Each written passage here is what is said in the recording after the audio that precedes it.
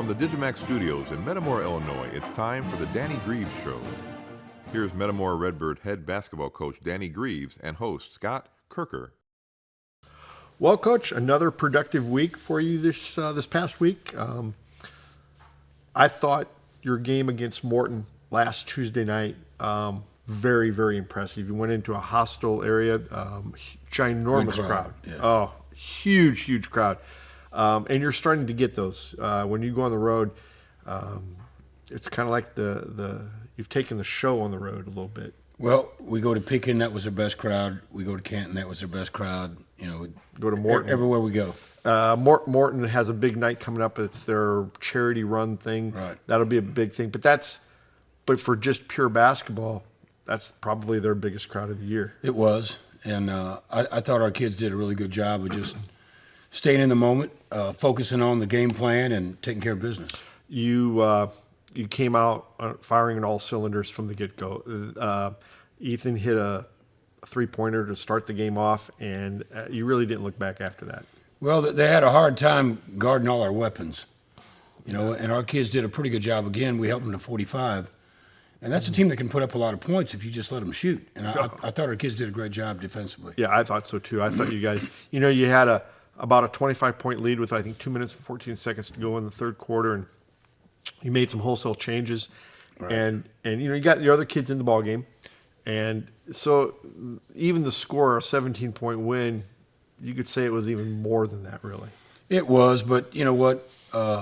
There at the end, we need to get everybody in, and they need to get a chance to try to show what they can do. And it's always fun to see what the bomb squad's going to do. Yeah, and they've been playing pretty well. I thought, though, that night your kids, everything was working for them. I mean, no matter who had the ball, they were making the best choice, whether it be to pass for a better shot, take the shot. And it seemed like everything you shot, you guys must have shot about 65% from the field. We shot pretty decent. Yeah. But we did take really good shots, and we got to the hole quite a bit.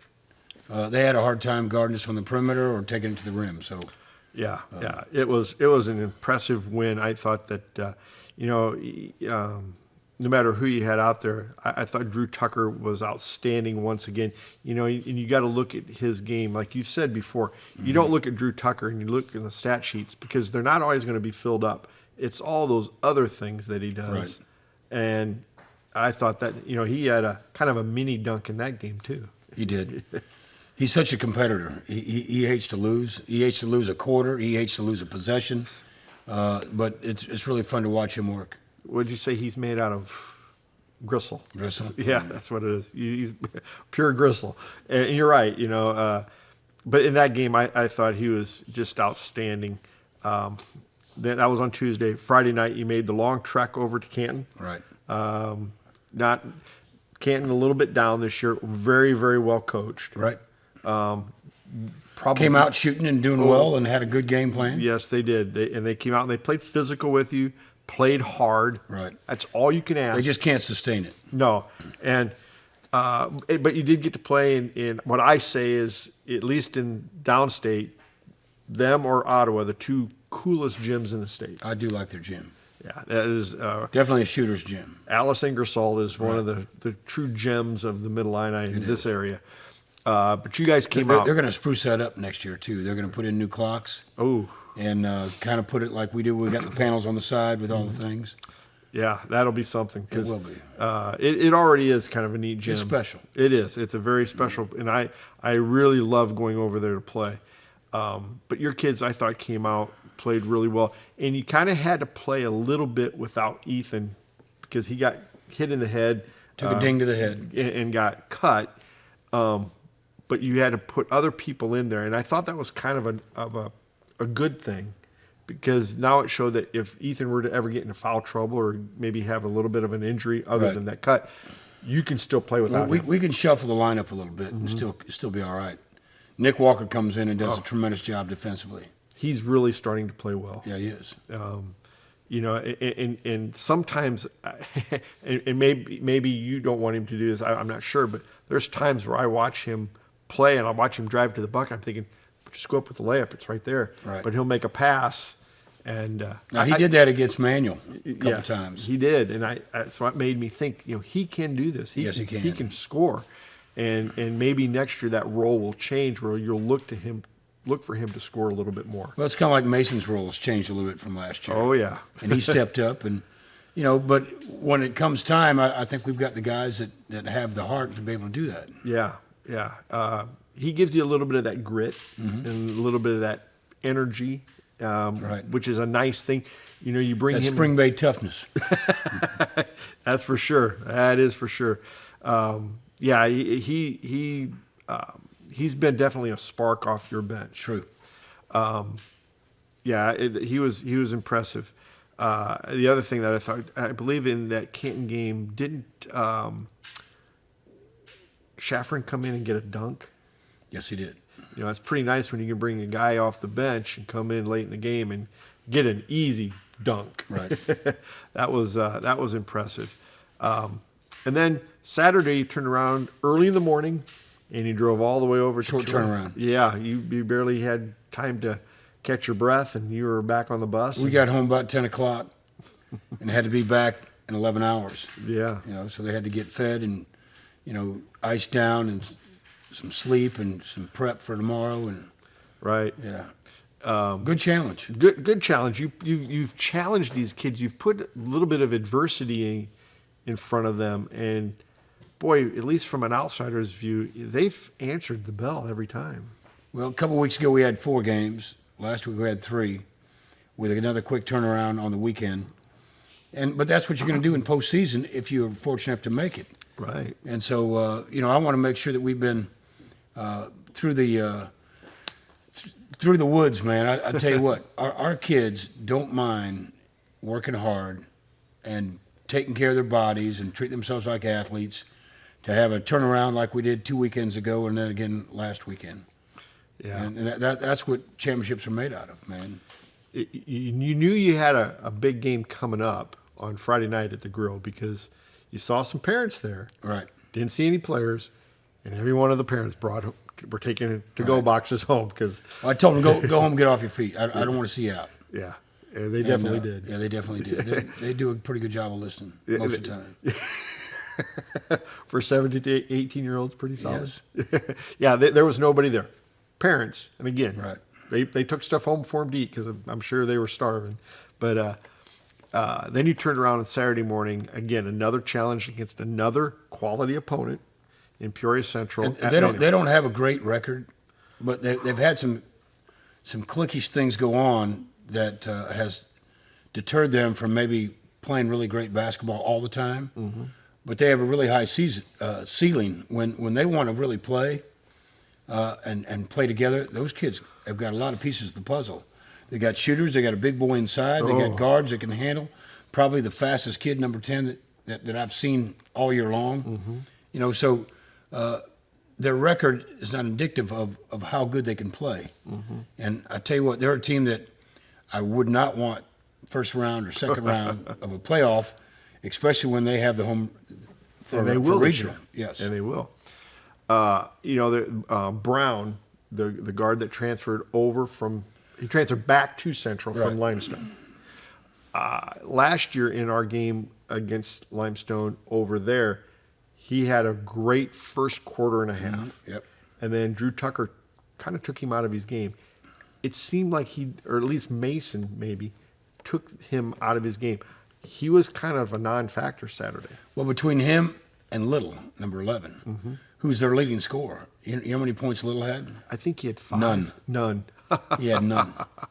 So we held him scoreless. Scoreless. So, the big guy got his inside, but that's not – he's going to hurt you, but he's not going to beat you. The play of Brown and Little and a couple other guys could really make it hard for you. Right. And we took their best weapon on the offensive side away. And so you got to give them something. But you give us a little more time, we'd do a better job on the big board, too, if we could just get some more prep time. The thing of it was I thought Luke Hopp played pretty well against him. He was getting thrown around a little bit, and some of those probably should have been fouls. Well, when he got chucked out of bounds on about 8 feet, yeah, and there was no call, and then on the other end, he pushed us out of the way with his belly, and then knocked the guy back, and we got the pushing foul. So, Yeah. It wasn't that the fix was in, but they sure didn't help us at all. Yeah, that was a pretty frustrating sequence there for a while. Highly disturbing. But I thought still your players kept their composure and just played basketball because they knew at the end. I really believe this team knows that if they just don't let anything else interfere. Right. Just go out and play your game, and they're going to win. But I have told them, in the past, they can't even give poor looks to the referees on poor calls. Mm-hmm. And I had some older coaches and ex-players meet me after the game and go, "Coach, your guys were amazing. They were getting some horrific calls and didn't make a face, didn't throw the ball, just gave it to the referee. It was yes or no, sir, and just stoic walked away." And he goes, that was scary to me. He goes, "Man, your kids are ice cold. It was like there's nothing that could shake them, nothing that could throw them off track." And I'm going, we've worked on that throughout the year. We talk to us only. We don't talk to the other team or the referees or the fans. And if we can do that, we stay a little bit more grounded. We stay a little bit more focused. I thought, you came away with the 9-point victory in that game, and I thought, man, And that one could have been more, too. Very much so. Right. Yeah. But, quick turnaround. Central had a quick turnaround, too, but they were home. Right, they were. They beat a normal community at their place. Right. So they didn't have really that far to go. No. No. So, I felt like, again, another challenge. And sometimes these challenges aren't the opponent, it's the circumstance around the game. Right. And, you have to make the best of it. And I've really been impressed at how they haven't let any of that outside stuff interfere with what they have to get done. Well, when it got down to 4 points at 41-45, I think it was, did you think the game was in jeopardy? No. You didn't have that feeling, did you? No. I didn't either. I guess it could have been, but our guys and our staff just figured, we're going to win it. You didn't even have to take a timeout. No, we did not. So, no, I just felt like, they're going to make a little run. Everybody's going to make a little run. Right. Okay, weather the storm, figure it out, and then go back to playing basketball. We've done a nice job this season of not being too happy when it's our run or being too disgusted when it's theirs. But we've done a really good job of making our runs at the end of halves, quarters, and at games, especially that fourth quarter. Yep. And, in a game of runs, you want to make the last one, and we've been very fortunate to do that a few times. Very, very fortunate. Yeah. And, to me, it's so demoralizing because I've watched teams I've been for watch teams battle their way back, and they put so much energy into battling back, and they get to within striking distance. Right. And it's like they've run out of gas because that other team says, "Okay, you've made your run." Right. And then we're going to start playing basketball again, and next thing you know, boom, it's a 10, 12, 14-point lead again. Right. And how demoralizing is that when you've worked so hard to come back, and without even hardly, I don't want to say without trying, but so effortless the way it looks, they're back up in double digits. And a lot of times it's a different guy every time. It's always a different different guy. guy. It could be Swanson, could be Mason, could be Tucker, could be It's Nick Walker, Could be Nick. It could be Hop. could be Luke Hop, could be Zobrist. I mean, thinking about the big shot he made down there in Springfield against Springfield Sacred Heart On Griffith. the wing. Oh, that was huge. It was really huge. That was huge. It was at don't want to get too far off track here, but when he shot that, were you thinking no, no, no, and then when it went in, it was like yes? Could have been. Because I thought Because we told him to take it to the basket. Yeah. Thinking that he would get all the way to the rim. Yeah. Yep. And he did that little pull up. Yep. And soft touch. Soft touch. Rim, bankboard, rim in. Yes. Just like The last one, year. yes, yep. Yeah, I was thinking the exact same thing. But anyway, you're right. That was to have the guts to take a shot Right. in a critical situation and then make it is, to me, as a sophomore, is huge. Yep. And I've just been every night we go out, there's another aspect of the game that I'm really, really impressed with. And it seems like it's something different every time, and there's something else every game that makes me think, oh my, that's really We've good. got a ways to go still. I know our regular season is over 2 weeks from tonight. We got 5 games left, 2 at home. But man, our growth is still there. I'm not still completely happy with everything we do, and our players aren't either. And they know that we've got to get better at a few things. We've been played a little bit of different styles all year long, and we've been exposed a lot in those different styles, which has really helped us try to get better at those things. And there's a lot of proof in the pudding. We've done a good job trying to shore up some of those things, but we've got some room left to improve. Earlier in the year, you talk about teams throw different things at you, and you have to adjust. Right. And I thought the perfect example was early in the year, right before Christmas, you played Morton. They came out in a zone, and you struggled a little bit. Right. You still won. Hadn't seen a good zone yet. No. And they ran a good zone.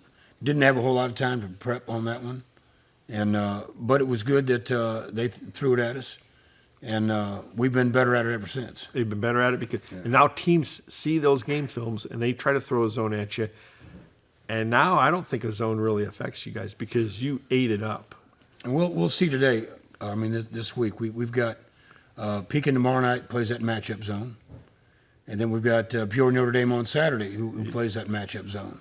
And they've got 2 6'9" players. 2 6'9" and a 6'6". I mean, they're big kids. They're big, yes. And Guards are a little weaker than they've been in the past, and we need to go at their guards. That'll be an exciting ball game. I believe that's 5:30 next Saturday night. Great games. Some great games over there that next Saturday afternoon and evening. And that'll be another interesting matchup also. Different style, you know what? But I really wanted to play them because they're in our subsectional. So I tried to play as many teams in that subsectional as we could, and it's been good so far. Yeah, I thought so too. When you had your return trip with Morton, it was no contest. You blew them away in their own gym. They struggled. And when you look around the conference, I still believe that the second best team in the conference is East Peoria. Right. And they're 8-3. They're 8-3, and you have a return trip to East Peoria, sure and do. that's not going to be an easy trip. They're going to be tough at home. Right. They've got a lot to prove. And Washington still has 3 losses. Morton still has 3 losses, but they've got to play each other, and we've got to play East Peoria. So if we can win against Pekin, that clinches it. at least a tie. Well, Or pretty close. Well, I think actually you've already We'd still have 4 games left. Yeah, but you've only Or 3. got 3 games. So Yeah. if you win tomorrow night, then you've clinched. A tie. Yeah, you've clinched at least a share. We of the don't want a title. tie. We don't want to share. No, We want it all. You want it all, and the Middle Illini Conference basketball titles. I think you've got 3 of them. I have no idea. I think you've got 3 of them. It's something I haven't kept track of. It's just, I guess I should. But I think you've got 3, and then this one would be 4, and 2 of those are in a row. That's pretty impressive. Coach, when you look at this team, and you can the argument be made that potentially that this could be the best team in the Mid-Illini, in the history of the Mid-Illini? I'm not that well drilled on the Middle Illini, although that East Peoria team back in the day was pretty good. With Mark Vershaw and that bunch. and Corey Kuhn. Yeah. Would I like a shot at them? Yeah. Do I think I could beat them? Yes. So whether this might be the best one, I don't know. I really don't.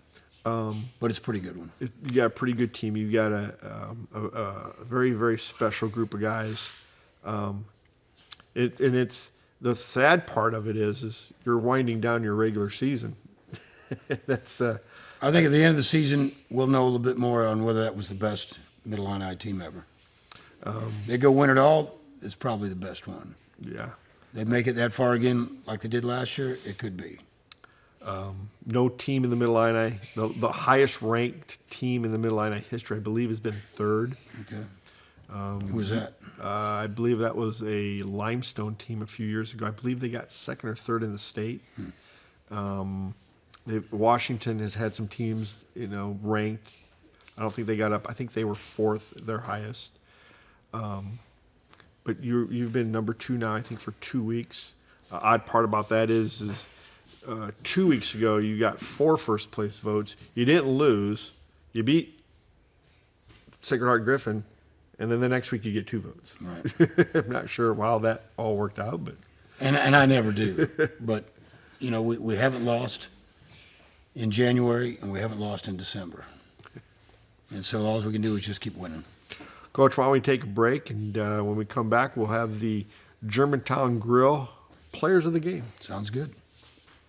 Central Illinois, you asked for it and we listened. Germantown Grill is growing, adding more dining space and a private gaming area featuring games powered by Gold Rush, the gold standard in video gaming. The game's on at Germantown Grill off Route 116. Welcome back to the Danny Grieves Show. Coach, why don't we go ahead and name the 3 players of the games that we had for these past 3 games, and we'll start off with the Morton game over at Morton. Ethan Kaiser. Ethan Kaiser was just fantastic. Hit some big threes for you. Did a great job impacting success for that night, Yeah. no doubt. Offense, defense, both ends of the floor. Had a thunder dunk that was Kind of nice. kind of nice. Yep. That was a really nice. He enjoyed that one. I did too. Yeah. Crowd did too. Oh yeah, the crowd definitely enjoyed that. That was a great play. But the thing that's really I've been impressed with is his defense this year has been outstanding. He's been kind of a rim protector for you. Right. Some highlight reel blocks. The blocks from behind that he's been getting, and Swanson and a couple other guys. Yeah. Oh yeah. Most definitely. We don't do a great job of blocking shots when we're in front of them, but when they get a little breakaway or a chance to get to the rim, we do a pretty good job from behind. Yes, we do. Yes, we do. Which I love because then we don't foul. No, you don't foul. And I've been pleasantly surprised that the refs haven't called any of those fouls either, because they have a tendency to do that now and then. But yeah, Ethan Kaiser in the Morton game was the difference in the game at times. At times, yeah. And then you went to Canton. It was Ethan Kaiser again. Yes, it was. Even though he got hit. Bloody head and all. Bloody head and all. And he fought his way through it. And I think you pulled him out when he got hurt. And when you put him back in, I think his first play, he got a alley-oop slam dunk. Sure did. So, just an outstanding game again for him. Complete game. Complete. Playing defense, giving up the ball, making shots when he's supposed to. It was good for him. And then the game Saturday against Peoria Central went with Drew Tucker. I thought That was a game. It was like a war, and It was I a tell Drew you what, Tucker it game. was last man standing, and Yes. that was a Drew Tucker game. Yeah, it was. He took a beating again and gave a beating and that physical was- play. It was right fun up to his. watch It was Yes, right in his wheelhouse. Yes. And man, did he had, I believe, 19 points in that game. Outstanding. He did a great job. Yeah, he was. That was kind of almost a no-brainer. But the thing of it is you've most of this season. It's guys are going a little stretch. Mason had a little stretch where he was player of the game for Right. consecutive weeks, and then it was Swanson for a few games, then it was Right. Kaiser for a few games, and now it's Tucker. It's the wealth has been spread out. It has. And that's what makes you guys so tough to beat. Because now you can't just stop 1, 2, or 3 guys. I mean, and you stop those 4, and you look, and all of a sudden, we've got 6 guys in the scoring column that can all do it. Yeah. And then before we end this, a couple of things we got to kind of make light of too is you've got 2 players now, Ethan Kaiser last year, Tyson Swanson this year, each with 1,000 points. Doesn't happen very often. No, and you had Ethan get it last year. We didn't get to really elaborate on it much because we had one more game and then they were away. Right. And I know the high school is going to do something for both of those guys here, Yes. probably senior night, I think it is. And but Ethan got it last year on a putback slam dunk, I believe, against Rock Island in the sectional championship game. And And then Swanson got it Saturday, I believe, on one of his patented little fadeaway. fader. Oh, man, just automatic. An old man YMCA Saturday morning shot that he makes look so easy. He is an old soul, isn't Yeah, he is. And, both of those guys got their 1,000 points on their patented play. Right. And I thought that was fantastic. And I know it doesn't have anything to do with your game, too, but then Katie Ramage Saturday evening also gets 1,000 points. Yeah. So you had 2 Redbirds getting their 1,000 points on the same day. Same day. That doesn't happen very often ever. Yeah, that was that's pretty special. Right. And they'll be doing something for her too on their senior night. But I wanted to make sure we mentioned both Ethan and Tyson because man, they've meant a lot to the Metamore basketball program. They've brought a lot to the table. 3-year starters, kind of nice when you throw in Tucker. Yeah. And there's been so many good scores. Tucker would be right around there too if he just didn't have so many guys that were just loaded. Yeah.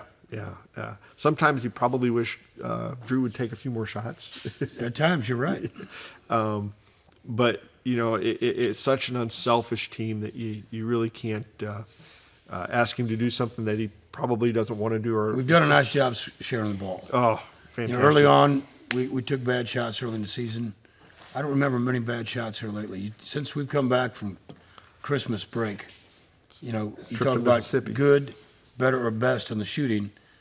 We've kind of filled one of those boxes every time. There hadn't been many bad shots. You talked about before you went down there that you were looking at that trip as being something that would kind of bring your team together, the camaraderie and chemistry. It did for you back in 2016, and you were hoping that it would do the same. I think you can probably safely say that it has. Oh, there's no doubt. Yeah. You can ask the kids; they'll tell you. Coach, it's been I say this every week. It's been a crazy, fun ride, and I every time we do one of these shows, it's one less that we we don't get to do again, and that's the sad. Well, hopefully, part. you got 6 more. At least We got 6 weeks if we want to win it all or be in there somewhere. And here again, we don't look ahead, but we plan ahead. Right. And it could happen, but right now we're just one game at a time. Tomorrow night we've got Pekin, and need to take care of our business in the Middle Illini, and then we'll inch along and then go to our Saturday game. Coach, good luck, and we'll see you tomorrow night. Thank you so much. Appreciate you. Thanks for tuning in, and join us next week for another edition of The Danny Grieves Show.